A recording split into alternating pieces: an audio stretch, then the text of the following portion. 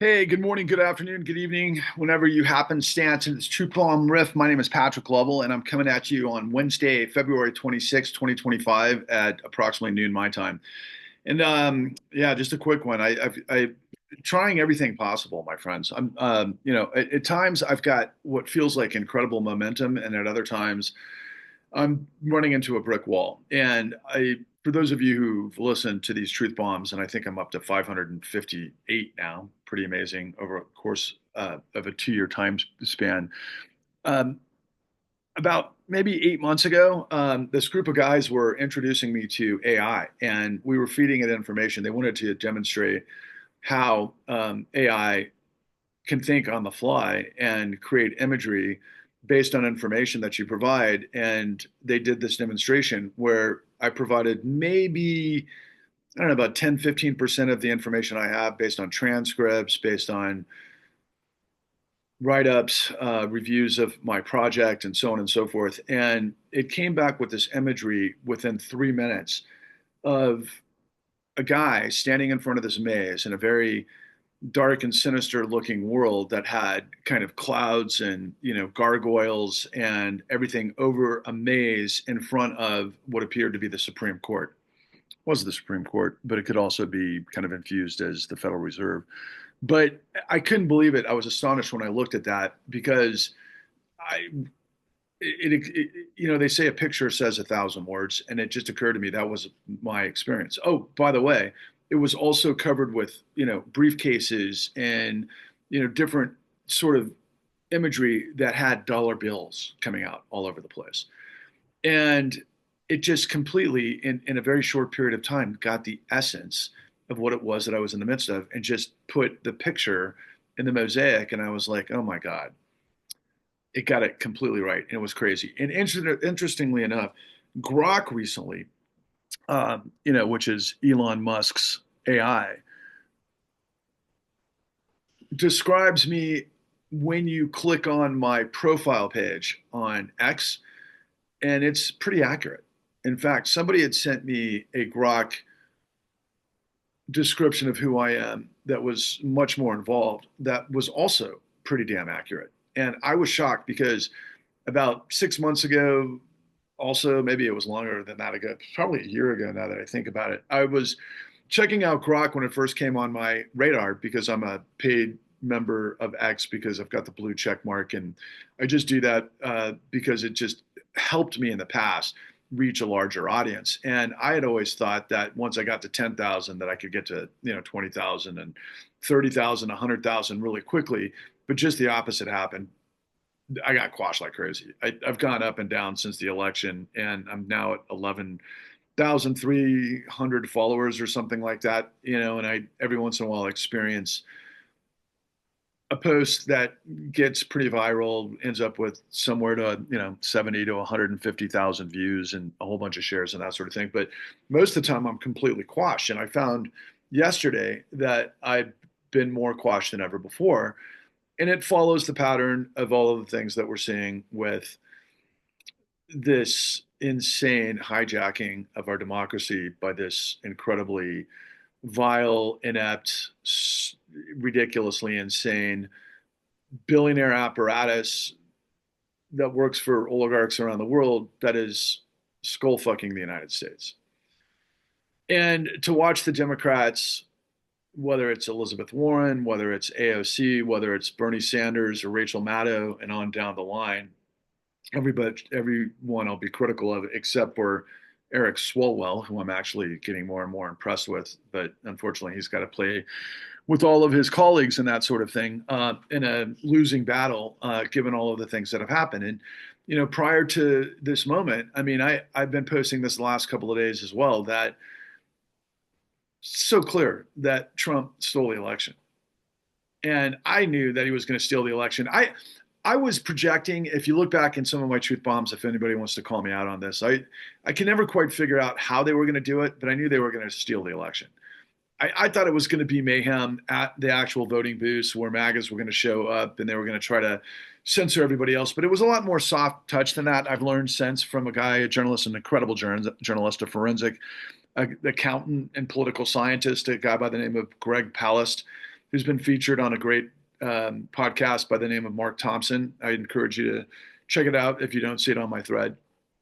And he's delivered the analytics of how 3.5 million plus votes were suppressed, censored for African Americans and Latinos, and how they do it. Now, I know there's a lot of other, and I think very interesting and plausible theories as to the, what did I hear recently? It's the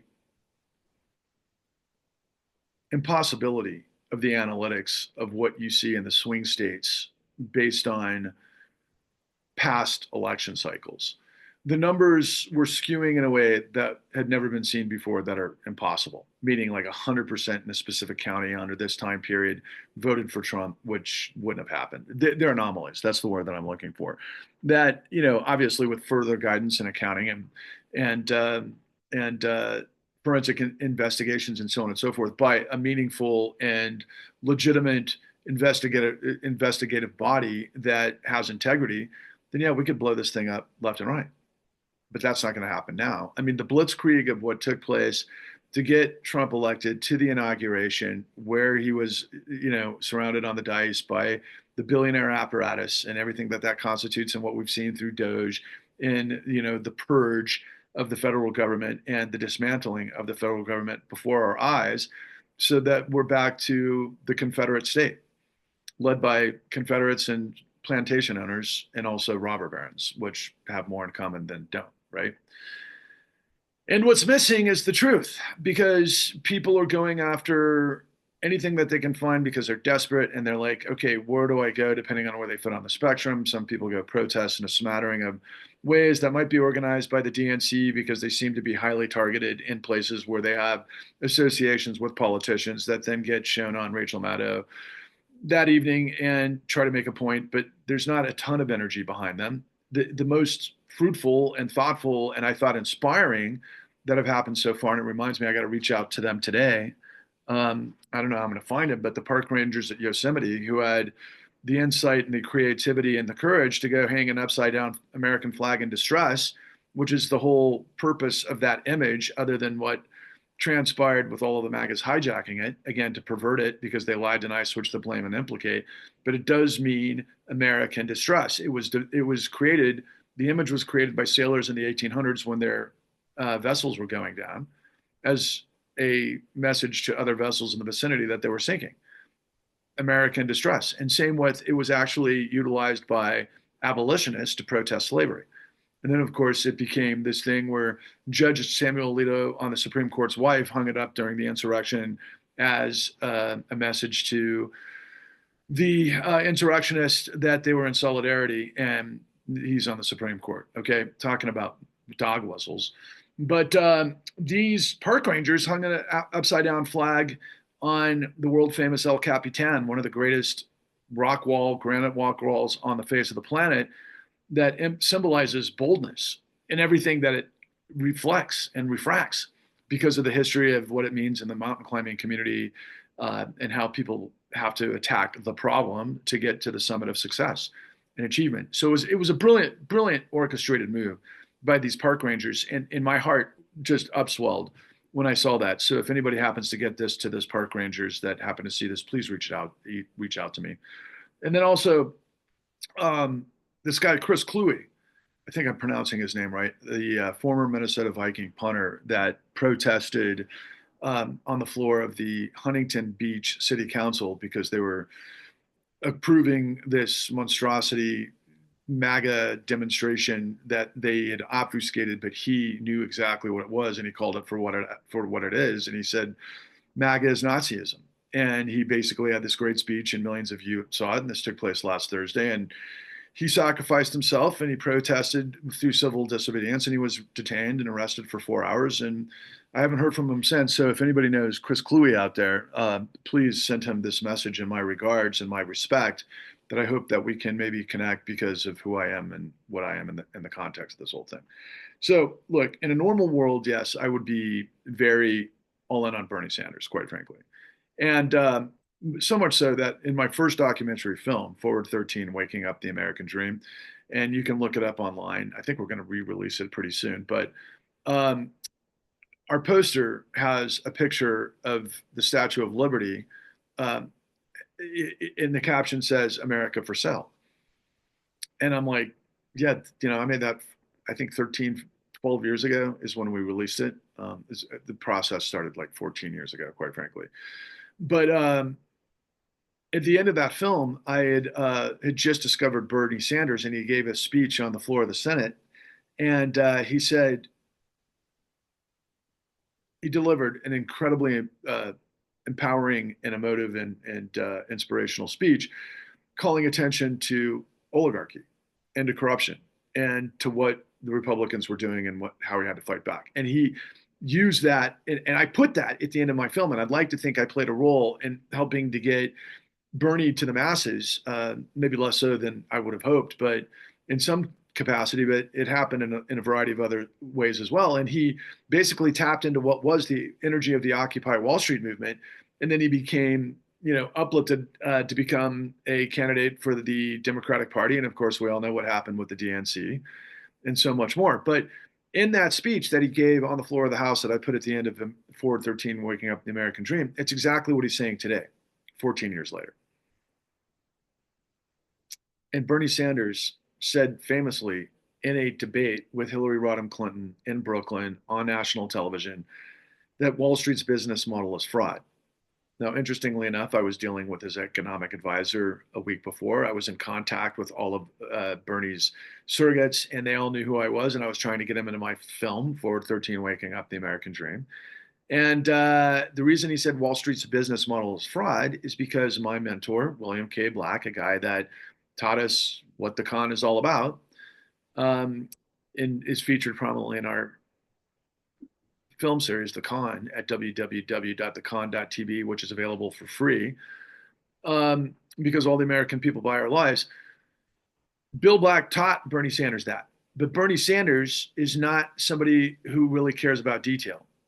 He comes from Burlington, Vermont. He ran the city as a mayor of Burlington, and he thinks in terms of ways that fiscally responsible Democrats with his sort of ideological bent would see the world, which is not exactly the way the world works, especially at the federal level. And it was interesting because he found his way to a woman by the name of Stephanie Kelton. I don't know all of the different elements that were behind the scenes that manifested that, but she became his economic advisor, and she came out of the school of modern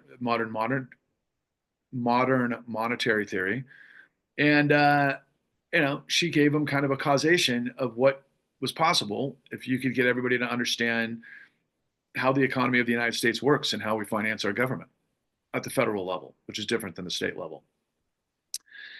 Anyway, Bernie said that incredibly important, what should have been a nuclear bomb drop on our system, but you could have heard, you could literally have heard a pen drop. I mean, nobody responded to what he said, that Wall Street's business model is fraud. There was no follow-up questions, and he didn't explain it.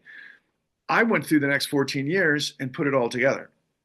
Well, it took me 14 years, soup to nuts, but I mean, it was like 6 years in terms of my last work, the con. But my point to you is that Bernie Sanders, in addition to being the good guy that we all like him to be and what he stands for, which is the anti-Trump, but yet he was speaking to the working class. That, of course, Donald Trump does what he always does, which what is it when you cheat? Can't think of the term, but Donald Trump basically turned himself into Bernie Sanders to reach out to the white working class and to pick up on what the Tea Party was doing at the time. And yeah, it worked in concert with all of the other insane fraud and deception and treason that he was involved with as well, particularly as it relates to Russia. Plagiarized. That's what I'm trying to think of. He plagiarized Bernie. And I called it out at the time. I said, he's plagiarizing Bernie. This is absolutely insane. He's making Bernie's platform into exclusively the dispossessed white working class, of which I connect the dots to in my work, The Con. And I'll tell you why in just a second, and then I got to keep it short. But Bernie's out there on the stump right now, being the anti-Trump and everything else, and he's getting a lot of attention. And Elizabeth Warren is saying this is what we're doing and everything else. But I'm telling you, they have not delivered what I'm delivering to you. Okay. And AOC is like, this personality that I guess is infused with the powers that be to try to connect with younger people. They're not a threat to the corruption. They're not. They play by the rules of the corrupt. They have been for the entire time, since the 2009 great financial crisis. And I could give you a complete dissertation, a treatise on how that works, but I'm not going to spend that time because you're not going to wait and you're not going to follow the whole bouncing ball. Just know that I have all of the information in the con at www.thecon.tv through the Clean New Deal, which is www.thecleannewdeal.org. But I'm the only one that has the truth. And it's not a divine truth, although it kind of is, but it's not ideological, it's not philosophical, it's not a construct, it's not a faith. It's how the truth works in our system of laws. It's the investigation that delivers the discovery and the indictments that should have led to the convictions of the world's largest criminal racketeering conspiracy in the history of the world that never ended, that has created this billionaire, monstrous, oligarchical nightmare. That's this combination of kleptocracy, ruled by the thieving, stealing rich, and kakatocracy, ruled by the fucking idiots that serve them. Okay, that's what we are. I say it further that we're not a democracy, and nor have we been for some time. I say that we're a corporate fascist state undergirded by a criminal syndicate that uses the full faith and credit of the United States to guarantee the mafiocracy that is now fueling fascism. Corruption bursts and fuels fascism. That's the dynamic.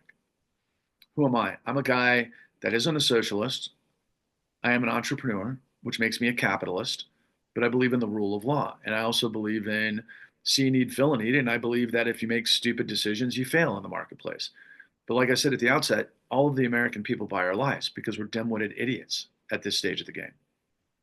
Or I'd say a lot of us. But I did point this out in my post the other day. I mean, look, there was 152 million people that voted in this election, 13 million that less than voted in 2020. But 74 million supposedly voted for Trump and 72 million voted for Kamala. So that means that wasn't a resounding, mandate by the American people, like quite frankly, Obama in 2008 or FDR or, any number of presidencies, Reagan, quite frankly. But, those 72 million people that voted against Trump are acting like, I don't know, cats or chickens or hens running around with their heads cut off. I mean, they can't see the forest for the trees because they don't understand what is. And what I am providing to you is the nuclear, it's the singularity. But to understand how it all works, you got to understand the con first, which is the blueprint of the largest criminal conspiracy and cover up in history. And I did the work with my team for millions of dollars, which is much less than a $90 billion a year apparatus that the FBI, the DOJ, the SEC, and AGs around the country operate from to prevent what it is that happened. But I had to go the distance to reveal it all because it's just, I guess, my purpose. I don't know. It's just really the way I'm made, quite frankly, because I hate fascism and I hate tyranny, and I'm all about liberty and justice for all based on the integrity of law. And I know, and I pulled this construct off the first time I went around the country that really, and this is philosophical, but I think this is true of everyone on this journey of life. There's two columns of our soul. You've got character, integrity, dignity on this side of the house. And here you have hypocrisy, duplicity, and complicity. The human spirit can go one way or the other, and power, absolute power, corrupts absolutely. And courage is what delivers light into the darkness. I mean, we all know that, right? We all know that through fictional, storytelling, and we know that from history. And we know it intuitively. But we're now faced with what this version in history has created, which is a nightmare. It's an abomination. It's beyond comprehension. But at the same time, it's exactly what I've expected the whole time, because of, unfortunately, your failure. The millions of you out there who cannot see the forest for the trees and understand that Donald Trump is the emperor's new clothes and really bad acid, but he is a red carpet reflection to the system that created him. The greatest trick the devil ever played was to convince the world he didn't exist. I mean, this shit is fucking biblical, man. And ultimately, what I continue to deliver that Bernie Sanders didn't from that time period where he said that Wall Street's business model is fraud is I fill in the blanks and I tell you how that fraud fucking works. And I've got the receipts, infinitum. And I've got thousands of more hours of it than I could ever put on camera because ran out of budget because the system quashed us. Because what I reveal is how the system works. BlackRock, ironically, quashed us. They're on the board of directors of every major streamer that would have been the right place for us to get this information out there. But I've also said this on social media recently as well. Mainstream media right now is crying, literally in the case of Joy Reid the other day, for being basically manhandled by Trump. And a lot of them, i.e. Rachel Maddow, might literally be in the crosshairs of what's next, given all the things that we're seeing with Kash Patel and, Dan Bongino in this perversion of justice and everything else at the FBI. And then, of course, Pam Bondi at DOJ. And she's threatening that she's going to release the Epstein files. But who's all over the Epstein files? Donald Trump. Where did he get his wife? Melania came from Epstein. Donald Trump and Epstein had been together for years and years and years. Epstein had been a frequent visitor to Mar-a-Lago. He comes out of West Palm Beach as well. Donald Trump got the Lolita Express. My God, people, this is just so fucking asinine and so elementary. It's just ridiculous, right? But what the entirety of this system, okay, and I'm talking about mainstream media that likes to infer, they tried to focus it all on Trump as the mastermind. Trump is the mastermind of nothing. Trump is a transactional, wag the dog, treasonous pig, idiot who should have been in prison decades ago. But DAs and prosecutors that weren't doing their job, that didn't want to go up against a machine and they thought it might be too hard, didn't take him down. And that's failure of law. We know that there's two tiers of justice in this country, and that's part of it. And that's what led to this situation. But it's gotten worse and worse and worse and worse and worse. But how did it get worse and worse and worse and worse? Because of what I'm telling you. Because the singularity of it all and the truth that I am delivering that nobody else can, will, or has, because they don't want to pull their head out of their turtle shell for whatever reason. I'm the only one willing to go the distance for liberty and justice for all, which makes me the producer, is the fact that Federal Reserve Act 13.3 was used illegally to shower tens of trillions of dollars on the billionaires and the billionaire apparatuses that created all of this mayhem that I'm telling you. And it never ended. It wasn't a one-off. It didn't start in 2009. It didn't end in 2016. It kept going, and it's still involved. And I guarantee you that's part and parcel to how Elon Musk knows in the back of his head, although he doesn't know much. And he keeps saying America's going to go bankrupt, and he doesn't understand sovereign currency or the position of the world's reserve currency, except for what he might be getting from Putin. But he's now Mr. Spectre, and he's got all the Starlink contracts, and he's given information. That whole thing is insane. But as I mentioned yesterday in one of my my offerings on Twitter was that, what do you think 9/11 through 2008, and I don't know what COVID was minus what happened with the money, and then of course what we're in the midst of now. It's a continuum, people. These forces of tyranny have been testing the defenses of democracy for the entire time.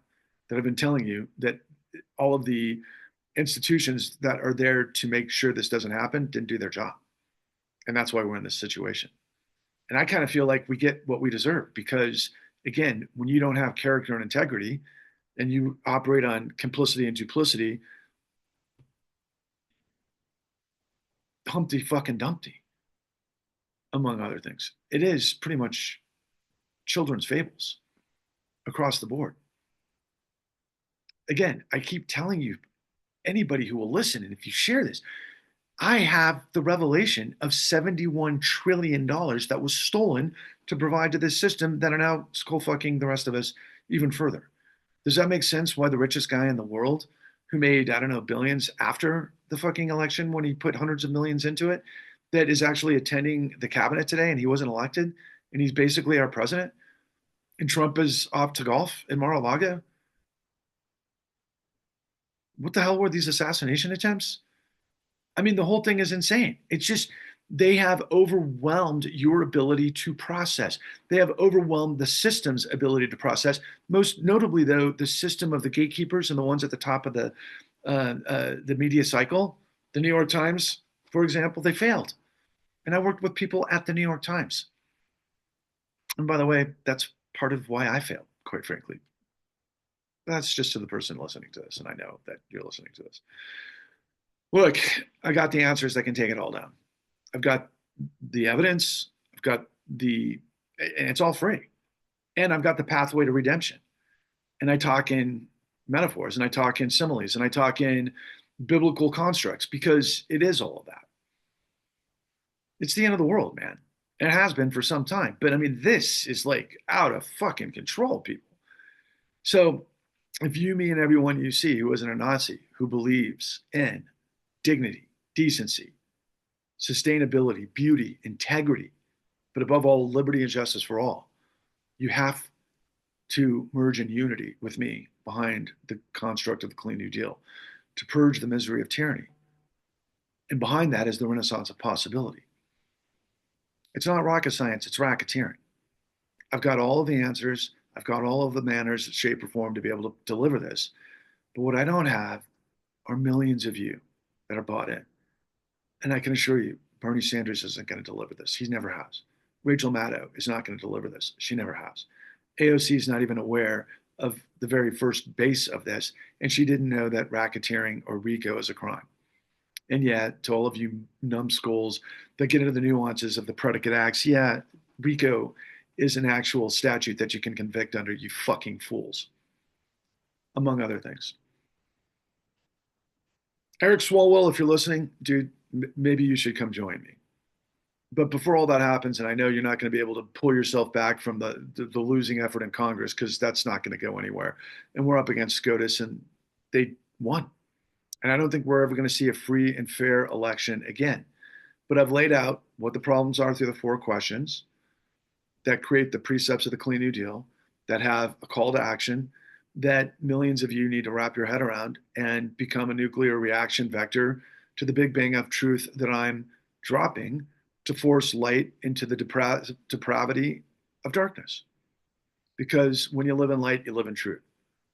When you live a lie, you're depraved. When you live in light, you're bulletproof. When you live, let me back up. When you live in light, you live in truth. When you live a lie, you're depraved. When you have the truth, you're bulletproof. And when you live a lie, inside you die. Stop lying. Stop buying lies.